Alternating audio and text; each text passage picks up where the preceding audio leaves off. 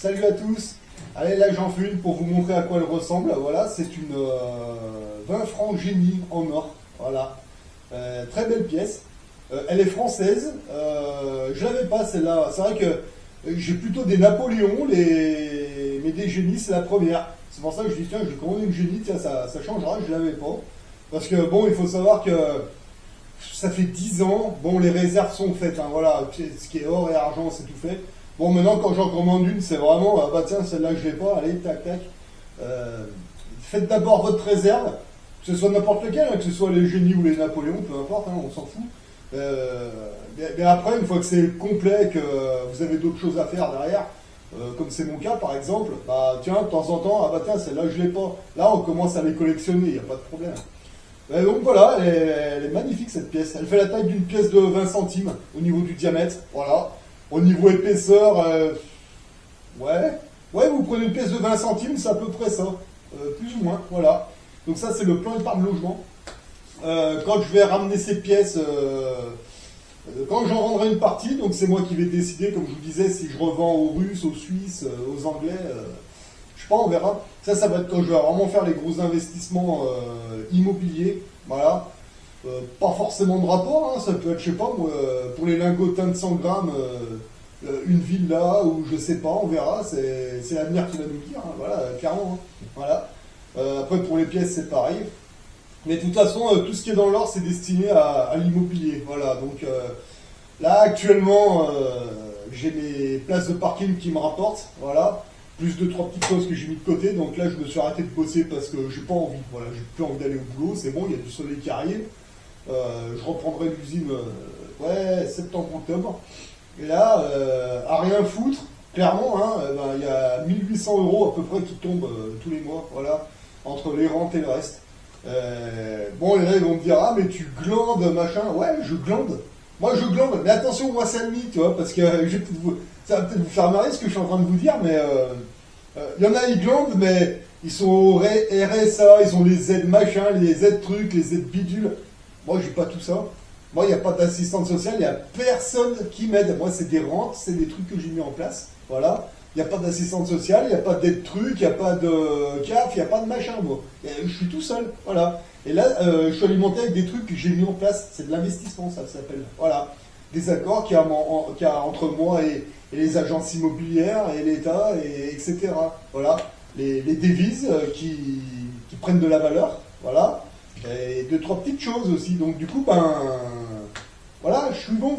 Et là, ce qui va se passer, c'est que là, j'attends la période. Bon, là, au mois d'avril, j'attends de voir ce qui va se passer. Putain, moi, j'aimerais bien qu'il y ait un crash obligataire pour pouvoir avancer. Mais s'il y en a un, je pense que ça va être avril-mai. On verra. La fin des Jeux Olympiques aussi. J'attends que ces conneries se passent. Enfin, quelque chose me dit qu'on va rigoler. Entre guillemets. Mais moi, j'attends que tout soit terminé. Donc, c'est-à-dire, ouais, août-septembre. Voilà. Et suivant les événements, et c'est là que je vais commencer à reposer mes billes sur la table, on va retourner au boulot, on va continuer d'investir, et puis et plus ça va, plus les parts que je me fais, elles sont de plus en plus grosses. Et voilà comment je quitte la classe moyenne et la classe salariat en fait, tout simplement, voilà. Alors là, en 3 ans, j'ai fait la moitié du chemin. Là, je suis rentier à 50%, voilà, donc c'est-à-dire je peux faire 6 mois de boulot et 6 mois de vacances. Donc là, j'attaque les 6 mois là, de vacances. Voilà. Donc ça veut dire que tous les 2 ans, je vais gagner un an de retraite. Ces 6 mois, ils vont être de mieux en mieux parce que les parts vont être de plus en plus grosses. Il faut continuer d'investir. Quand on est au boulot, quand il fait pourri, il pleut, il y a un autre à faire au boulot. Puis quand le soleil revient, on prend un peu de vacances, on se détend. Voilà. Puis en même temps, tiens, j'investirais bien là-dedans. Allez, tac. Et là, cette semaine, il faut que je retourne voir mon banquier parce que le truc, c'est que quand vous sortez du département, non, c'est de la région, il me semble. Si je veux bloquer une vente pour un parking, un prêt ou quelque chose, il faut que je revienne à ma banque principale pour faire le virement, quoi. C'est complètement con. Et moi, j'aurais dit à mon banquier, il m'a dit, si je vais en Bretagne ou ailleurs, je suis vraiment obligé de revenir pour ça. Je ne peux pas faire ça sur place, dans une agence qui est là-bas, quoi. Elles ont toutes le même nom. C'est la même boîte. Non, il faut que je revienne dans la principale, c'est débile. Du coup, il faut que je voie mon banquier pour faire cette opération. Alors même si je pose un petit billet, c'est pas grave, mais au moins qu'il me lâche un petit peu, parce que plus on sort du salariat, plus on rentre dans l'investissement, mais plus on voit à quel point les banques nous tiennent en laisse, c'est un truc de malade, quoi. C'est vraiment affligeant, quoi. Ouais, bon, bah, si on avance en convoi, donc après, il n'y a pas besoin d'aller gueuler, hein, on va voir le banquier, on lui dit, oh, je voudrais faire ça tranquille, parce que si je descends dans le sud, ou si je vais sur la côte atlantique ou ailleurs, je vois une place de parking pas chère, je voudrais me l'acheter, je vais rester sur place, c'est un peu con qu'on me dise, ah bah, faut que vous retourniez dans votre agence principale pour faire le virement, quoi. Non, mais c'est con, quoi. Bon, on peut pas le faire ici, le virement, là. Ça leur prend même pas 10 minutes à ces pétasses, quoi. Ah ouais, ouais, en parlant des guichetières de la banque. Ah, non, non, non, faut retourner à la banque.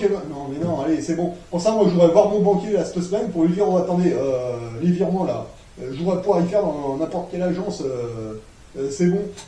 Ça va, attends. Non, mais bon, il y a plein de choses comme ça, et plus on avance, plus on voit qu'il y a des bugs comme ça, c'est incroyable. C'est d'une débilité, mais sans nom. Mais bon, on nous dit que c'est la sécurité, mais la sécurité de quoi? Enfin bon, bref, voilà.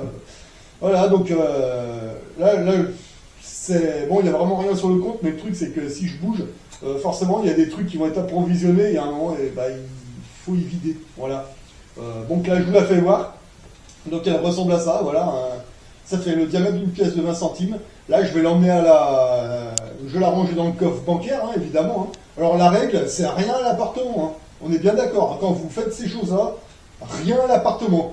Là, normalement, un cambrioleur arrive, il va trouver mes pompes, mes slips, des vêtements, mais il n'y a vraiment rien dans cet appartement. Voilà. Coffre bancaire. Alors, autrement, si vous n'avez pas confiance au coffre bancaire, vous avez des coffres dans des agences de sécurité. Je vous dis, c'est pas cher, hein, ça se coûte 80 € à l'année, quelque chose comme ça, mais au moins, dans votre appartement, il n'y a rien. Si vous avez une grande maison, bah, à l'ancienne, hein, vous faites un trou et vous mettez ça dans un tupperware alimentaire. Hein, vous faites un trou et vous mettez un sac. Vous mettez dans un sac plastique, vous faites un trou et paf. Hein. Les anciens faisaient comme ça. Voilà, si vous avez une batte de surréaliste, de temps en temps, bah, vous pouvez remonter un tupperware et puis allez hop, un trou et puis hop, dans 10 ans, paf, et puis terminé. Voilà, c'est aussi simple que ça. Voilà, et bah, vous voyez là, quand il y a le soleil comme ça, je sais même pas trop ce qui se passe dehors, puis j'en ai rien à secouer, là, je reste. Là, vraiment, là, je patiente tranquillement le temps que mon camion sorte du mécano, quoi, puis après, je pourrai aller me balader n'importe où. Mais là, en attendant, c'est vraiment, voilà, paisible, voilà. Ah, voilà à quoi ça sert d'avoir une bonne gestion économique, et voilà à quoi ça sert d'apprendre à gérer hors système bancaire.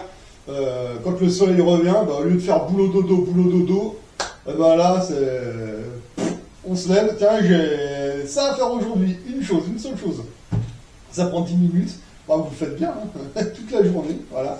Les petites choses d'abord, et puis après, bah, quand on reprend le taf, normalement, donc ça va être septembre-octobre pour moi, je pense, bah, tout sera prêt, voilà, j'aurai plus qu'à sauter dans mon franc de travail, mais de toute façon, quand je vais faire ça, il va pleuvoir, et ça va être le pourri, il n'y aura rien d'autre à faire, mais vous voyez, quand le soleil arrive, eh ben, oh, tranquille, voilà. Donc là, tant que j'ai pas récupéré mon camion au garagiste, bon là je vais le récupérer dans pas longtemps, ça va pas durer très longtemps encore, je pense pas. Bah là en attendant, bah vous voyez, paisible. Voilà, hein, et tout ce qui se passe autour, mais j'en ai rien à secouer, c'est le cerveau vide, on se détend, voilà, et quoi qu'il arrive, bah de toute façon, vous êtes en pièces d'or, vous êtes en pièces d'argent, si arrive une connerie, ça va prendre de la valeur.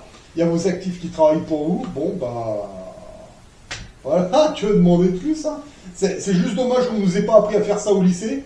Putain, franchement, putain, mais l'éducation nationale, c'est ça qu'ils devraient nous apprendre dans les collèges et lycées, même à l'école primaire. Hein. Vous voyez, eux de leur apprendre des conneries, quoi. Ah bah tenez, on va vous faire des cours d'économie. Putain, ça serait pas mal ça. Ah ouais, mais non. On sait très bien pourquoi ils vont faire ça. Ils font jamais ça parce que, vous voyez, moi là, en 3 ans, je me suis sorti de là-dedans à 50%. Alors imaginez si vous nous apprenez ça dès le départ. Ah ouais. Ouais, bon, c'est comme ça, hein, on va pas changer. Enfin bon, moi je continue dans cette voie-là.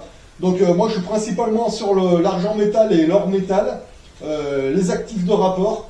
Je monte ma petite affaire immobilière tranquille et ça se passe très bien. Quoi. Vous voyez, hein, ça me permet d'arrêter de bosser 6 mois par an. Voilà, donc mon année, moi, elle est vraiment coupée en deux. Hein. 6 mois boulot, 6 mois vacances, 6 mois boulot, 6 mois vacances. Je me démerde pour que les 6 mois de boulot, ça se passe en hiver. Quand il fait pourri, il n'y a rien d'autre à faire de toute façon. Et après, bah, les 6 mois de vacances, bah, quand il y a le soleil, voilà. Et du coup, bah, quand vous commandez une petite pièce d'or, bah, quand vous l'avez reçue, vous allez à la banque, vous ouvrez le coffre bancaire, vous rangez dedans, tac, et terminé, vous rentrez à la maison et paisible, voilà.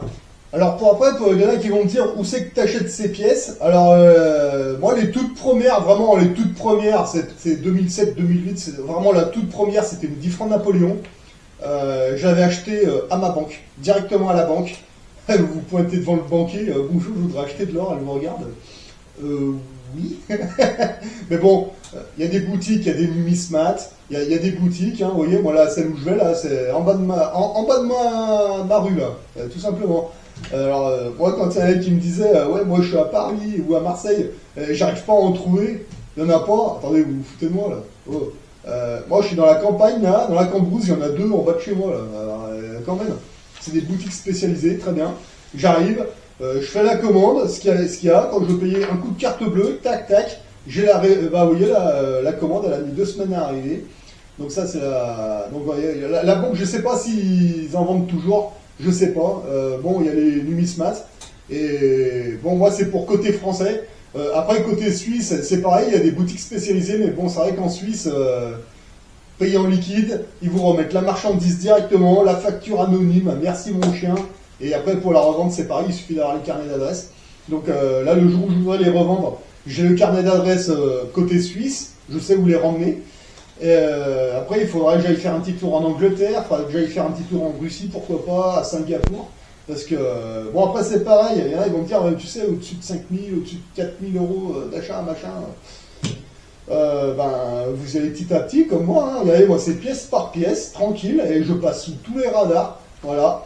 Quand je vais revendre, je vais pas tout, je vais pas prendre un sac plein d'argent métal ou d'or métal, c'est débile. Non, non, je prends une pièce ou deux, voilà, bon, ça passe, hein, personne ne va rien me dire, ni dans l'anneau ni ailleurs. Hein. J'ai vu qu'il y a Cédric Anissette, il avait passé un lingotin en argent, là, un joli, là, je sais, il faisait 1 kg ou 500 grammes, je sais plus. À l'aéroport, c'est passé crème. Mais regardez, à l'aéroport, vous avez 2 petites pièces comme ça, dans un coin. C'est bon, vous faites même quitte à faire plusieurs voyages, hein, parce que vous voyez, ça vaut à peu près 400 euros une pièce comme ça. Le jour où elle en vaut 4 000 ou voire 40 000. Je sais pas, je monte un petit peu, mais là on parle d'or, hein, c'est pas rien. Si un jour ça vaut 40 000, qu'est-ce qu'on a à foutre de passer ça à l'aéroport, hein. Le mec il va même pas savoir ce que c'est, bah c'est une pièce, ouais, bon d'accord. Ouais, mais c'est de l'or. T'arrives dans je sais pas où, là, en Angleterre, en Russie ou ailleurs, bah voilà, t'arrives au bureau, ah bah voilà, c'est temps, que ça soit arrivé là-bas, tu peux même encore investir dans un truc immobilier, donc tu prends l'avion avec ça dans ta poche, déjà, faut déjà savoir ce que c'est, et en plus de ça, t'arrives là-bas, ils te la vendent, et puis tu leur rends leur thune pour investir dans l'immobilier, etc. Ça veut dire que quand tu reviens chez toi, bah, t'en as pas plus que quand t'y étais allé, voilà, mais par contre, t'as fait un putain d'investissement dans le pays en question, hein. Je te parle de l'Angleterre, de la Russie, ou ailleurs, tu vois, et puis finalement, quelque chose à déclarer, ben non. Non, mais par contre, ce que tu as fait, ben, tu vas le recevoir sur ton compte bancaire ou sur ton compte à part, etc. Voilà, c'est clair. Bon, je sais pas si on peut le faire en France, mais côté suisse, il y a des super trucs à faire avec les banques. Je découvre aussi, là. Et après, bah, c'est à vous de vous renseigner comment faire pour faire certaines opérations sans que la banque vous emmerde. Il y a toujours une solution. Les solutions, je les apprends, je les mettrai en pratique plus tard, et puis après, bah, je verrai si je vous en parle ou pas, hein, parce que... moi, il y a des choses, moi je veux bien en expliquer une partie pour vous mettre la puce à l'oreille, mais après c'est vraiment à vous de vous documenter, de vous renseigner et surtout de tenter le coup, d'aller sur le terrain. Voilà. Je ne vais pas tout mettre, moi je vous mets juste sur la voie et après, là vraiment ça vous vous démerder. Hein. Voilà. Allez, sur ce, moi tout ce que j'ai mis en place, ça fonctionne, j'en suis content. Bah maintenant on va grossir avec le temps et puis ça va se passer de mieux en mieux. Voilà. Allez, sur ce, moi je vous souhaite bons investissements à tous et à la prochaine.